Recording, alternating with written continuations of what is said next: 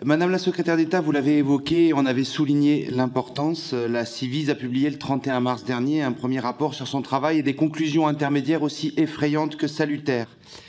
Le fléau des violences faites aux enfants, des violences intrafamiliales et donc de l'inceste n'est malheureusement pas une nouveauté ni une découverte.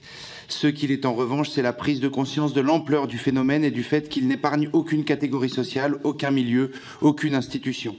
Je me souviens de la sidération des professionnels de l'enfance et en particulier des enseignants lorsqu'au début de l'année 2021, des études ont démontré que dans chacune de leurs classes, un enfant, sans doute deux, en était victime.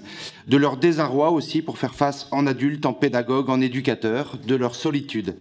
Le rapport de la Ciivise trace 4 axes d'action: repérer, traiter, réparer et prévenir. Il liste 20 préconisations courageuses, concrètes et réalisables. Il apporte enfin les réponses que les professionnels de l'enfance et de la jeunesse attendent pour combattre et éradiquer ce fléau. La synthèse qui ouvre le rapport le dit avec force: la protection des enfants n'attend pas. Ma question est donc la suivante. Comptez-vous suivre ces préconisations? Pouvez-vous nous donner une première idée du plan d'action du gouvernement? Et question corollaire, comptez-vous associer les parlementaires et en particulier celles et ceux qui composent cette délégation à ces travaux? Merci, chers collègues. Merci.